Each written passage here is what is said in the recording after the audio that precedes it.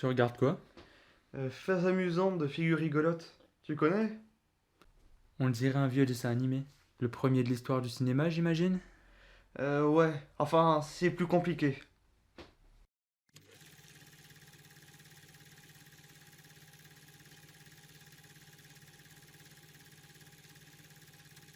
Bon, phase amusante de figures rigolotes, ce sont différents personnages dessinés à la craie qui interagissent entre eux. Sorti en 1908, ce court-métrage est considéré comme le premier film d'animation sur pellicule du cinéma. D'accord, donc c'est bien le premier dessin animé. Alors oui et non. Bien avant lui, Émile Reynaud avait déjà réalisé un premier court-métrage d'animation, Pauvre Pierrot, en 1877. Il utilisait le praxinoscope donnant l'illusion du mouvement. Mais depuis ton court métrage, là, il y a quand même eu des progrès. Le principe des images clés dont se sert Winsor McCay en 1914 pour Gertie le dinosaure, le rotoscope proposé par les frères Fisher en 1915 pour rendre plus fluide une animation, et bien sûr Toy Story de John Lasseter qui est le premier film entièrement réalisé par ordinateur. La technique se perfectionne sans arrêt. Après une série de courts-métrages, les premiers longs-métrages sortent enfin. Le tout premier, El Apostol, sort en 1917 en Argentine. Il faudra attendre 1926 pour voir apparaître un long-métrage en Europe, avec les aventures du prince Ahmed, un film allemand réalisé par Lotte Reininger. D'accord.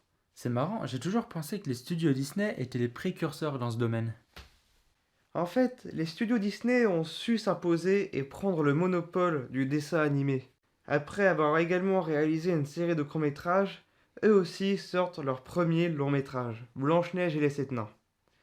Leur technique d'animation, se voulant être le plus réaliste possible, va rapidement poser les bases du dessin animé classique. Mais avant eux, il y avait déjà les studios Fleischer qui continuent de produire des dessins animés comme Popeye ou Betty Boop entre 1921 et 1942, et évidemment l'IA Tex Avery qui veut profiter des qualités de l'animation pour pouvoir réaliser ce qui est impossible en prise de vue réelle.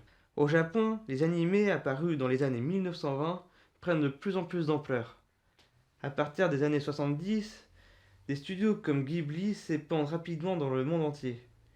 Puis arrive Pixar qui révolutionne le dessin animé, comme tu l'as dit, avec les premiers films entièrement réalisés par ordinateur.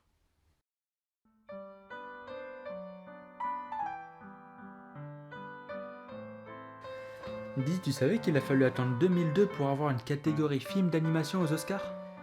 Ouais, c'est arrivé très tard. Malgré son succès grandissant, le dessin animé a toujours une place particulière dans le monde du cinéma.